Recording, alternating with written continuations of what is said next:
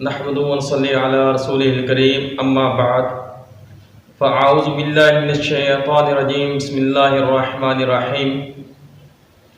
انسان کا زندگی کے اندر اپنے والدین، اولاد، بیوی بچوں اور قریبی رشتہ داروں کے علاوہ ایک مستقل واسطہ اپنے پڑوسیوں اور ہمسایوں سے پڑتا ہے، اور ان پڑوسیوں اور ہمسایوں کی خوشگواری اور ناخوشگواری کے انسانی زندگی کے چین و سکون اور اخلاق کے بناؤ بگاڑ پر بہت گہرا اثر پڑتا ہے۔ اسی لیے نبی اکرم صلی اللہ علیہ وسلم نے پڑوسیوں کے حقوق کے بارے میں بہت زیادہ تاکید فرمائی ہے، حتیٰ کہ ایمان کا جز قرار دیا۔ ایک انصاری صحابی رضی اللہ تعالیٰ عنہ فرماتے ہیں کہ ایک مرتبہ میں نبی اکرم صلی اللہ علیہ وسلم کو ملنے کی غرض سے اپنے گھر سے نکلا، تو جب میں نبی اکرم صلی اللہ علیہ وسلم کے گھر کے قریب پہنچا تو دیکھا ہے کہ ایک آدمی نبی اکرم صلی اللہ علیہ وسلم کے پاس کھڑا گفتگو کر رہا ہے۔ تو میں یہ سوچ کر وہیں انتظار میں کھڑا ہو گیا کہ شاید اس آدمی کو بہت ضروری کام ہو، اس لیے میں انتظار کرنے لگا۔ تو وہ آدمی نے بات کرنے میں بہت زیادہ دیر کر دی، تو مجھے نبی اکرم صلی اللہ علیہ وسلم کے تھک جانے کا خوف ہوا۔ تو جب وہ آدمی چلا گیا تو میں نے نبی اکرم صلی اللہ علیہ وسلم سے پوچھا کہ یا رسول اللہ، یہ آدمی کون تھا؟ اتنی لمبی گفتگو کر رہا تھا، مجھے تو آپ کے تھک جانے کا خوف ہوا۔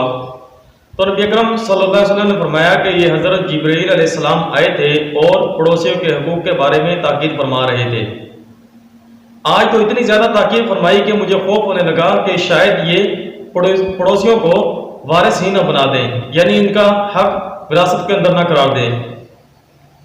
تو نبی اکرم صلی اللہ علیہ وسلم نے فرمایا کہ اپنے پڑوسیوں کو اپنے بلڈنگ مکان کے ذریعے تکلیف نہ پہنچاؤ۔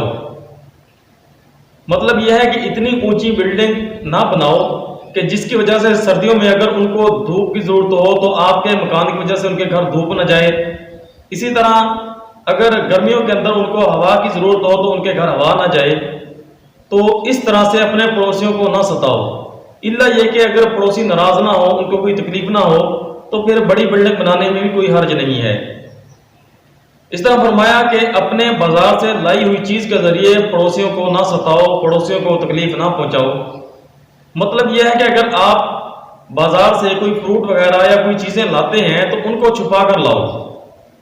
ایسا نہ ہو کہ پڑوسیوں کے بچے اس کو دیکھیں اور ان کے دل کے اندر حسرت پیدا ہو، الا یہ کہ اگر آپ اس میں سے ان کے پڑوسیوں کے بچوں کو کوئی چیز دے دیتے ہیں تو پھر ایسے ہی لانے میں کوئی حرج نہیں، ورنہ بازار سے اپنی کوئی چیز لانی ہے تو اس کو چھپا کر لاؤ جس کی وجہ سے پڑوسیوں کو تکلیف نہ ہو۔ اسی طرح گھر کے کھانے کی وجہ سے پڑوسیوں کو تکلیف نہ پہنچاؤ۔ اگر آپ نے کوئی اچھی ڈش بنانی ہے تو اس کو اس انداز سے بناؤ کہ اس کی خوشبو پڑوسیوں کے گھر تک نہ جائے۔ اگر اس کی خوشبو پڑوسیوں کے گھر تک جائے گی، ان کے دل کے اندر بھی حسرت پیدا ہوگی، اور اگر وہ اس چیز کی پکانے کی وسعت و طاقت نہیں رکھتے تو ان کے دل کے اندر یہ حسرت پیدا ہوگی اور ان کو اس بات سے تکلیف پہنچے گی۔ الا یہ کہ اگر آپ ان کے گھر پہنچا سکتے ہیں تو پھر اس میں کوئی حرج نہیں ہے۔ تو نبی کرم صلی اللہ علیہ وسلم نے پڑوسیوں کے بہت زیادہ حقوق فرمائے ہیں، جن کے اندر سب کچھ یہ ہیں کہ اگر آپ کا کوئی پڑوسی بیمار ہو جائے تو اس کی عیادت کرو، اس کی بیمار پرسی کرو، اس کی خیر خواہی کے لیے، اس کی خیریت معلوم کرنے کے لیے اس کے پاس جاؤ، اور اگر کوئی فوت ہو جائے تو اس کے جنازے کے اندر شامل ہو، اور اگر کسی کی کوئی خوشی ہو تو اس کی خوشی کے اندر شامل ہو، اور اگر کوئی ان کے پاس مصیبت آ گئی ہے، کوئی مشکل وقت آ گیا تو ان کا ساتھ دو، اور اگر کوئی تنگ دست ہو کر آپ کے پاس کوئی قرض لینے آئے اور آپ کے پاس وسعت ہو تو آپ ان کو قرض بھی دو۔ تو یہ پڑوسی کے حقوق ہیں۔ اس طرح ایک مرتبہ نبی اکرم صلی اللہ علیہ وسلم وضو فرما رہے تھے تو صحابہ کرام رضی اللہ تعالیٰ عنہ نبی اکرم صلی اللہ علیہ وسلم کا بچا ہوا پانی اپنے ہاتھ میں لینے لگے اور اپنے جسم کے اوپر ملنے لگے۔ تو نبی اکرم صلی اللہ علیہ وسلم نے پوچھا کہ اے میرے صحابہ، آپ یہ عمل کیوں کر رہے ہیں؟ تو صحابہ رضی اللہ تعالیٰ نے فرمایا کہ یا رسول اللہ، آپ کی محبت میں کر رہے ہیں۔ تو نبی اکرم صلی اللہ علیہ وسلم نے فرمایا کہ اگر آپ میری محبت میں کوئی کام کرنا چاہتے ہیں تو اس طرح کرو کہ ہمیشہ سچ بولو، کبھی جھوٹ نہ بولو، اور اگر آپ کے پاس کوئی امانت رکھے تو صحیح طریقے سے اس کی امانت واپس کرو، اور پڑوسیوں کے ساتھ اچھا سلوک کرو. پڑوسیوں کو آپ کے کسی عمل کی وجہ سے تکلیف نہ پہنچے.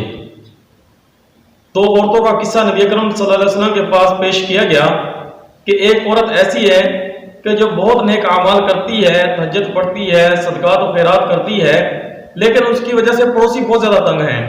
تو نبی اکرم صلی اللہ علیہ وسلم نے فرمایا کہ وہ جہنمی ہے. اس طرح دوسری عورت کا واقعہ پیش کیا گیا کہ وہ زیادہ نوافل وغیرہ تو نہیں پڑھتی، بس فرائض ادا کرتی ہے، لیکن اس کی وجہ سے پڑوسی سکون میں ہیں، پڑوسیوں کو اس کی وجہ سے کوئی تکلیف نہیں ہے. تو نبی اکرم صلی اللہ علیہ وسلم نے فرمایا کہ یہ جنتی ہے. تو اس لیے ہمارے کسی عمل کی وجہ سے پڑوسیوں کو کسی بھی قسم کی تکلیف